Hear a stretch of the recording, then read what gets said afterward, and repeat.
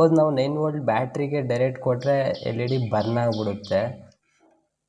Direct connect ಮಾಡಿದ್ರೆ ಏನಾಯಿತು, blink ಆಗಿ ಬರ್ನ್ ಆಯಿತು. ಇಲ್ಲಿ ನೋಡಿದ್ರೆ resistance value 100 ohm, 22K, 1K, 10K ಇದೆ.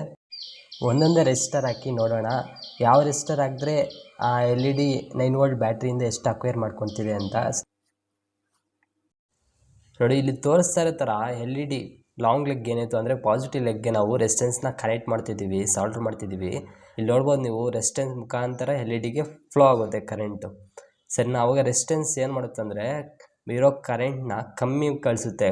ಅಂದರೆ ಕರೆಂಟ್ ಕಮ್ಮಿ ಫ್ಲೋ ಆಗ್ತಿದೆ ಅಂದರೆ ಏನಲ್ಲಿ ವೋಲ್ಟೇಜು ಡ್ರಾಪ್ ಆಗುತ್ತೆ, ವೋಲ್ಟೇಜು ಕಮ್ಮಿನೇ ಫ್ಲೋ ಆಗೋಕ್ಕೆ ಬಿಡುತ್ತೆ. ಸರಿನಾ? ಆ ಥರ ನಾವು ಸೇವ್ ಮಾಡ್ಬೋದು LEDನ. ಓಕೆನಾ? ಬೈ ಡಿಕ್ರೀಸಿಂಗ್ ರೆಸಿಸ್ಟೆನ್ಸ್ ವ್ಯಾಲ್ಯೂ ಏನು ಮಾಡ್ಬೋದು ಅಂದರೆ ನಾವು ಕರೆಂಟ್ನ ಇನ್ಕ್ರೀಸ್ ಮಾಡ್ಬೋದು. ಆಗ ಏನಾಗುತ್ತೆ, ವೋಲ್ಟೇಜು ಜಾಸ್ತಿ ಆಗುತ್ತೆ. ಸರಿನಾ? ಇದನ್ನು ಓಮ್ಸ್ ಲಾ ಅಂತೀವಿ ನಾವು. ನೋಡಿದ್ರೆ ಇವಾಗ ಕ್ಲೋಸ್ ಸರ್ಕ್ಯೂಟ್ ಮಾಡಬೇಕು. ಆದ ಕಾರಣದಿಂದ ನಾವು ಈ ನೆಗೆಟಿವ್ ಏನಿತ್ತು ಶಾರ್ಟ್ ಲೆಗ್ಗು, ಆ ಶಾರ್ಟ್ ಲೆಗ್ಗೆ ನಾವು ಈ ಬ್ಲ್ಯಾಕ್ ವೈರ್ನ ಕನೆಕ್ಟ್ ಮಾಡೋಣ. ಆಗ ಏನಾಗುತ್ತೆ, ಕ್ಲೋಸ್ ಸರ್ಕ್ಯೂಟ್ ಆಗುತ್ತೆ. ಸರಿನಾ? ಈಗ ಕನೆಕ್ಟ್ ಮಾಡಿ ನೋಡೋಣ.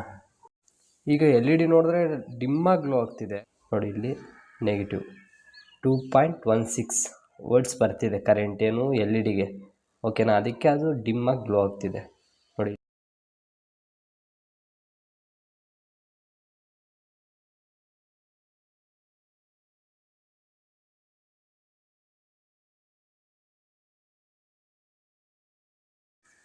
ನೋಡಿ ಬ್ಯಾಟ್ರಿ ಕನೆಕ್ಟ್ ಮಾಡಿದ್ರೆ ಗ್ಲೋ ಆಗ್ತಿದೆ. ಅಂದರೆ ಆಗಲೇ ಏನಿತ್ತು ಅದಕ್ಕಿಂತ ಲಿಟಿಲ್ ಬಿಟ್ ಸ್ವಲ್ಪ ಪರವಾಗಿಲ್ಲ ಅನಿಸ್ತಿದೆ.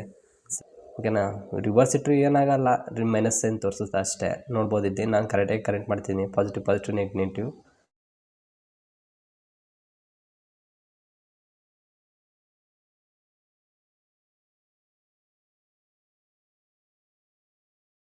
ಇಲ್ಲಿ 1K ಹಾಕಿದ್ದೀವಿ, 1K ಹಾಕಿ ಬ್ಯಾಟ್ರಿ ಕನೆಕ್ಟ್ ಮಾಡಿದ್ದೀವಿ. ಮಲ್ಟಿಮೀಟರಲ್ಲಿ ಚೆಕ್ ಮಾಡೋಣ ಎಷ್ಟೊಂದು ವೋಲ್ಟೇಜ್ ಪಾಸ್ ಆಗ್ತಿದೆ ಅಂತ. ನೋಡಿ ಪಾಸಿಟಿವ್ ನೆಗೆಟಿವ್ ಇಟ್ಟೆ 2.53 ಚೆನ್ನಾಗೆ ಪರವಾಗಿಲ್ಲ. ಈ LED 2.5 ಅಂದರೆ ಬೆಟರ್. ಈ 1Kನೂ ಯೂಸ್ ಮಾಡ್ಬೋದು ನಾವು. ಈಗ ಆರ್ಡರ್ ಮಾಡಿ ಬ್ಯಾಟ್ರಿ ಕನೆಕ್ಟ್ ಮಾಡಿದ್ರೆ ನೋಡಿದ್ರೆ LED ಫುಲ್ಲು ಗ್ಲೋ, ಪಾಸಿಟಿವ್ ಇನ್ ನೆಗೆಟಿವ್. ನೋಡಿದ್ರೆ ಇಲ್ಲಿ 3.32 ಹೆವಿ ಹೈ